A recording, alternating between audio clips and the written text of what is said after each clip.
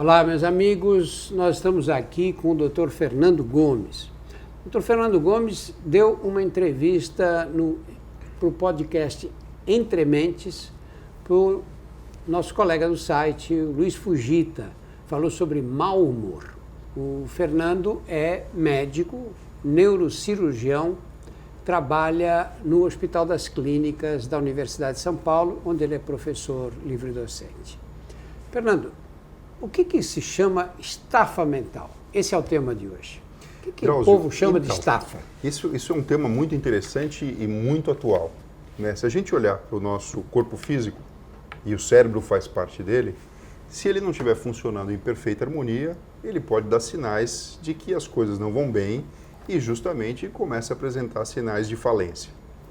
Quer seja no desempenho da memória, da atenção, da comunicação, da elaboração dos pensamentos e da saúde emocional. Se a gente pensar que o cérebro tem um papel fundamental na organização do corpo físico, que ele pesa mais ou menos 1,5 kg, que equivale a mais ou menos 2% do corpo físico de uma pessoa, mas recebe 20% da energia para funcionar de forma adequada, a gente percebe que é um órgão que é especial, muito capaz, né? Especial, mas que por isso ele demanda também cuidados que são incríveis, né? Ninguém nasce pronto. A gente nasce, precisa ser amamentado, e hoje em dia a neurociência diz que o cérebro humano fica pronto, eu não sei também qual que é a definição de pronto, mas pronto seria o esplendor do ser humano, por volta de mais ou menos 20, 21 anos de idade. Então os neurotransmissores estão funcionando de forma adequada, a gente tem uma saúde, e entenda a saúde como bem-estar, pertencimento, de uma forma muito bacana e muito legal. Quando o indivíduo, de alguma forma, a vida de hoje em dia, ela convida a gente para isso, exagera em algum dos pontos, e a gente consegue, na verdade, cumprir compromissos, a gente pode, na verdade, voluntariamente desviar esse equilíbrio. E com isso experimentar o que se chama de estafa mental. Algumas pessoas experimentam coisas como, por exemplo, dor de cabeça, dificuldade para dormir, insegurança, ansiedade, muitas vezes sintomas físicos que podem até culminar em problemas no trabalho e até mesmo problemas em relacionamentos. E aí começa, na verdade, se configurar alguma coisa que parece meio esquisita, um mal-estar com baixo rendimento, principalmente intelectual, a gente entra dentro dessa questão da estafa mental, que se a gente não prestar atenção e não cuidar, pode evoluir para um burnout. Isso, burnout é uma coisa muito comum hoje, né? É como no passado falava estresse, né? O estresse levava a culpa de tudo. Qual a diferença entre a estafa mental e o burnout? A estafa mental seria um estágio um pouquinho anterior ao burnout. O burnout, quando ele se manifesta, muitas vezes a pessoa já mostrou falência, que também não é o fim da linha, mas é um sinal de alerta que, assim, para tudo, porque não vai dar para funcionar dessa forma nunca mais.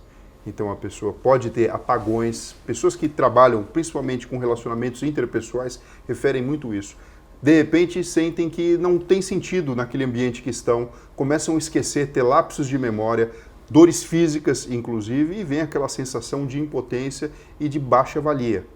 Muitas vezes a pessoa joga todo o seu valor para a profissão, para a sua atividade e começa a perceber que não tem um retorno daquela atividade. E com isso vai entrando nesse processo que, enfim, precisa ser terminado com a mudança do estilo de vida, muitas vezes medicamentos prescritos pela psiquiatria e psicoterapia. O quadro esse quadro chamado de estafa mental desemboca inevitavelmente no burnout? Ele pode não desembocar inevitavelmente no burnout, mas pode desembocar em outros problemas, como, por exemplo, a pessoa ela tende a se automedicar e muitas vezes buscar subterfúgios para acionar o circuito do prazer. Então os vícios, né? O alcoolismo, muitas vezes drogas, ou então comportamentos que a gente sabe que são nocivos para a saúde, como a compulsão alimentar, ou vício em jogo, em sexo e relacionamentos tóxicos muitas vezes. Então, se vai para um burnout, pode ser muito ruim, mas a pessoa continua na mesma linha. Ou antes disso, ela pode se desviar e ter hábitos nocivos para tentar suprir aquela falta, aquela carência, aquela necessidade de equilíbrio que a sua vida normal não está sendo capaz de oferecer. Mas você falou pode pegar desvios, não é? De fato, você está num dia muito difícil, chega em casa, você toma uma caipirinha, uma cerveja, sai do inferno para o paraíso em segundos, né? E a grande parte das pessoas escolhe esse caminho, né? Ou vê nesse caminho uma forma de lidar com o problema, né? Qual a inconveniência maior? O grande detalhe é, se a gente souber trabalhar com equilíbrio, não há problema. Mas geralmente a pessoa, quando está sofrendo de alguma coisa que prejudica ela, provocando, por exemplo, a estafa mental, esse ponto de equilíbrio deixa de existir. Então, a gente sabe que um estilo de vida saudável envolve uma alimentação saudável, um sono reparador, atividade física regular, pelo menos isso. A pessoa que está com estafa mental, muitas vezes ela não vai cumprir essa tabelinha que não tem jeito, porque o nosso órgão, o cérebro precisa disso para funcionar de uma forma boa. Então ela vai comer de uma forma desmedida, muitas vezes pode exagerar na bebida alcoólica. Eu não estou dizendo que de vez em quando um drink com um amigo ou então beber socialmente é um problema, claro que não, mas quando isso vira um hábito e uma fuga, isso sim pode configurar um problema. Em relação ao sono reparador, a pessoa passa a dormir demais ou dormir de menos. E a gente sabe que 30% da nossa vida é passada durante o período da noite e o sono não é simplesmente desligar o cérebro, né? Todo o processo de memória, de reequilíbrio neuroquímico acontece nesse período. E a pessoa deixa de fazer atividade física. Tanto é que um dos caminhos para a gente fugir dessa questão da estafa mental e até mesmo orgânica, física, é a prática de atividade física regular, que é a chance que a gente tem, a janela que a gente tem de restabelecer o funcionamento dos nossos neurotransmissores. Olha, tem gente que diz assim, bom, eu sei que o que eu preciso fazer para me livrar desses problemas todos, eu teria que tirar férias, teria que viajar com a família, encontrar os amigos, tomar uma cerveja, e ir ao cinema. Só que como é que eu vou fazer isso? Na minha vida não sobra espaço para essas coisas. Como é que eles devem agir? A minha opinião, tá? Até já escrevi alguns livros sobre isso, Drauzio. Existem 5 pontos atualmente que todo mundo deveria prestar atenção em relação à condução da sua vida. Um aspecto seria o trabalho e os estudos, outro, família e relacionamento, outro, saúde física, outro, saúde financeira e um quinto, o lazer, que acaba sendo a brincadeira do adulto.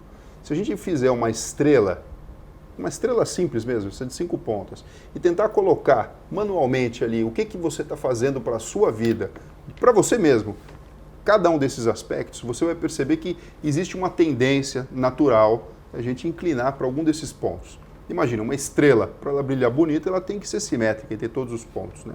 É lógico que um jovem que está se preparando para o vestibular, ele vai ter que estar mais focado ali na questão dos estudos, mas não significa que ele vai ter que cortar totalmente as outras áreas. Então não tem jeito, você pode conduzir a sua vida da melhor forma possível. Se você percebeu que você perdeu a mão, a gente tem o pessoal da psicologia que pode e ajuda de uma forma incrível. Você pode simplesmente, com terapias, conseguir achar o seu prumo e reorganizar a sua vida. Mas o primeiro passo precisa ser dado. Muitas vezes a gente está focado muito num determinado aspecto só, as coisas dão certo e depois você olha para trás e fala, mas e agora? Como é que eu faço para gerenciar toda essa outra realidade? Enfim, a gente escolhe todo dia o que a gente vai fazer quando a gente acorda. Você falou na atividade física. Qual é o papel da atividade física? A atividade física ela é fundamental, porque a gente vive num planeta que tem a força da gravidade e todo o nosso corpo físico constantemente lida com isso. Não estou falando só dos músculos, mas do osso, articulação e até mesmo do próprio cérebro. Hoje a gente sabe que a atividade física regular, ela libera hormônios e substâncias que induzem desde a formação de novos neurônios na região do hipocampo, que está relacionado com a memória, assim como o próprio rejuvenescimento celular. Então, assim, é extremamente necessário. Ela tem que fazer parte. Eu brinco. Da mesma forma que a gente tinha as aulas de educação física na escola, sempre a gente precisa ter um tempo na nossa agenda destinado para isso. E não precisa ser muito.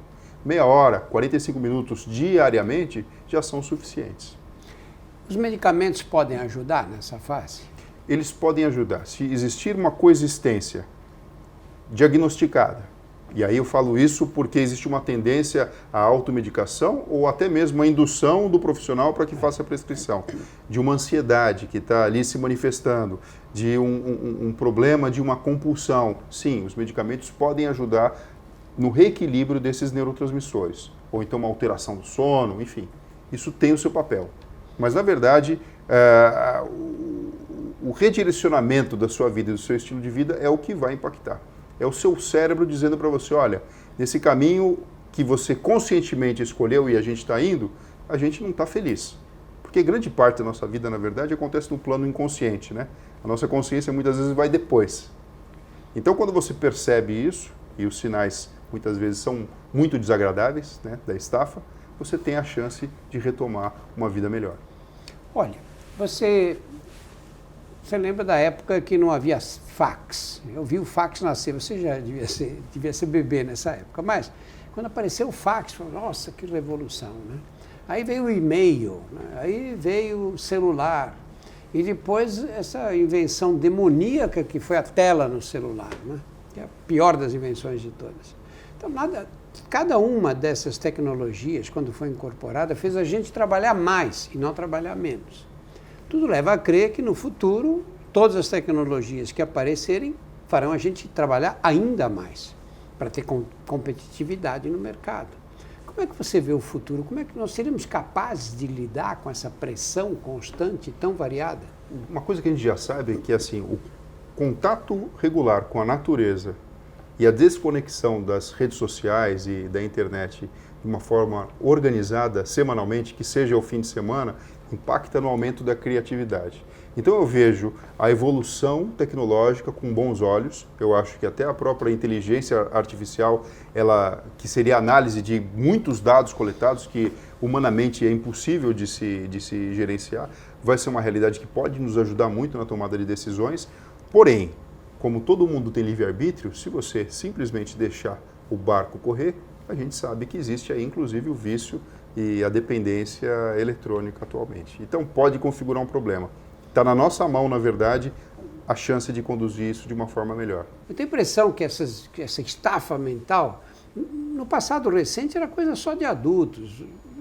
As crianças tinham isso, os adolescentes, na fase de vestibular, tá, mas passava. Está havendo uma precocidade na apresentação desse tipo de problema e de sintomas?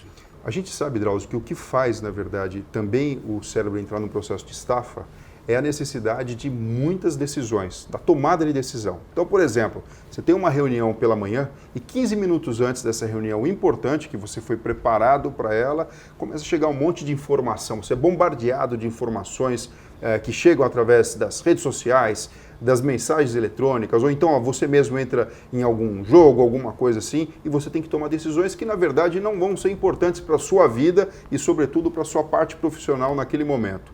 É de se esperar que você não chegue naquela reunião com todo o seu esplendor intelectual. Isso a gente pode imaginar que acontece também com as crianças, com jovens, adolescentes e adultos. Hoje em dia, a realidade é muito diferente de anos atrás. São muitas informações chegando e elas chegam por todos os canais, e principalmente esse que fica na palma da nossa mão.